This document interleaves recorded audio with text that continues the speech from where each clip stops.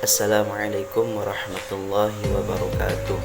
Perkenalkan, nama saya Azad Bakat Khumaidi, mahasiswa PJJ PAI UIN Syekh Nurjati kelas C2. Di sini saya akan mempresentasikan tugas UTS mata kuliah Literasi Digital Kitab Kuning yang diaku oleh dosen Bapak Asep Hamdani MPD. Di sini saya akan menjelaskan tentang pengantar kitab kuning yang isinya itu pengertian, isi, sejarah, dan tradisi pesantren.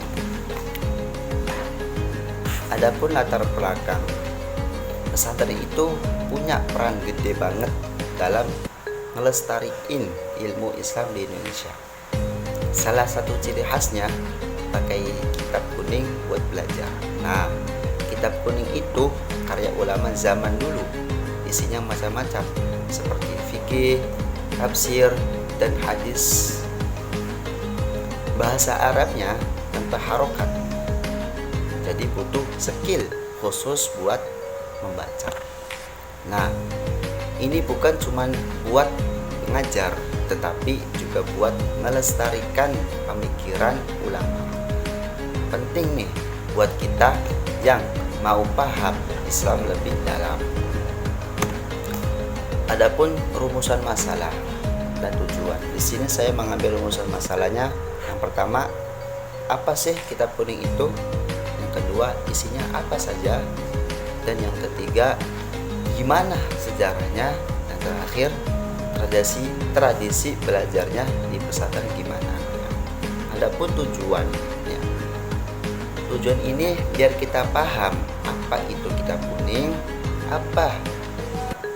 biar tahu isinya apa saja, biar ngerti sejarahnya, dan biar paham tradisi belajarnya di pesantren. Itu rumusan masalah dan tujuan. Selanjutnya, intinya itu pembahasan atau pengertian dari pengantar kitab kuningnya. Di sini pengertiannya adalah istilah buat menyebut kitab-kitab klasik.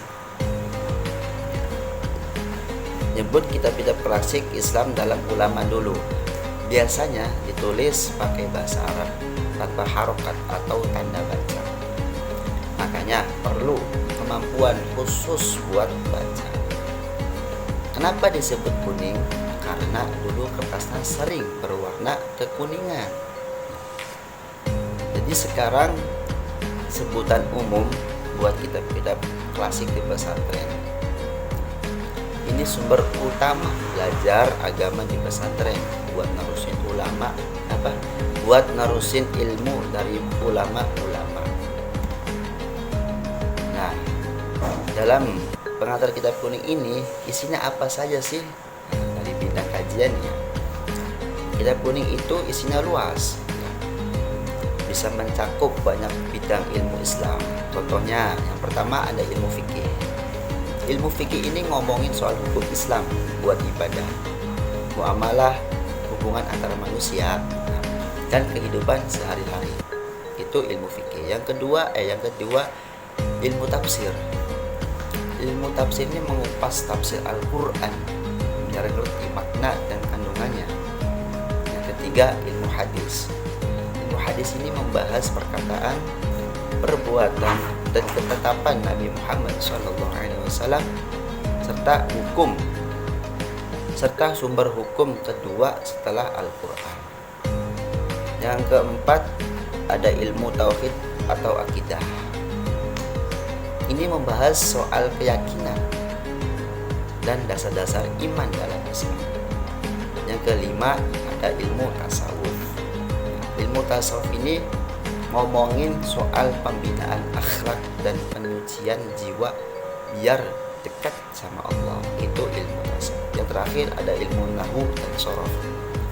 Ini mempelajari tata bahasa Arab, penting biar kita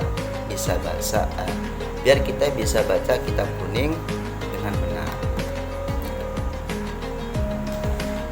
Adapun sejarah kitab kuning itu dari mana aja datangnya? sejarahnya nyambung sama perkembangan ilmu Islam dari zaman dulu atau masa klasik. Ulama besar kayak Imam Syafi'i, Imam Ghazali, dan Imam Nawawi itu nulis banyak karya. Karya-karya ini menyebar ke seluruh dunia Islam, termasuk Indonesia. Di Indonesia, kitab kuning mulai berkembang pas pesantren berdiri sekitaran abad 15 sampai 16. Ulama-ulama yang pulang dari Timur Tengah bawa kitab-kitab ini dan ngajarin di pesantren. Dan sampai sekarang kitab kuning jadi bagian penting dari pendidikan pesantren. Gimana cara belajarnya di pesantren? Ini tradisi pesantren ya. Pesantren punya cara unik buat belajar kitab kuning. Yang pertama ada metode bandongan. Metode bandongan ini kiai dan ustadz baca dan jelasin kitabnya, santri dengerin sambil ngambil. Yang kedua metode sorogan. Santri baca kitab kuning di depan kiai atau ustadz, terus dikoreksi dan dikasih penjelasan. Yang ketiga metode musyawarah. Santri diskusi bareng buat paham isi kitabnya. Yang keempat metode hafalan. Nah, untuk hafalan biasanya buat ngafalin kitab ya. Buat ngafalin kaidah bahasa Arab atau bagian penting dari kitab ya. Tradisi ini udah turun temurun dari ciri khas pesantren di Indonesia. Adapun kesimpulan dari semua materi dari awal sampai akhir ini, kesimpulannya adalah kitab kuning itu karya ulama klasik, sumber utama belajar di pesantren. Isinya lengkap banget soal ilmu keislaman. Sejarahnya juga panjang dan nyebar luas. Nah, termasuk ke Indonesia nih. Di pesantren dipelajari sebagai metode tradisional seperti bandongan, sorokan, dan lain-lain. Kitab kuning bukan cuma sumber ilmu, tetapi juga cara kita ngelestariin warisan ulama. Mungkin itu yang bisa saya sampaikan dalam presentasi ini. Mudah-mudahan bermanfaat. Kurang lebihnya saya mohon maaf. Assalamualaikum warahmatullahi wabarakatuh.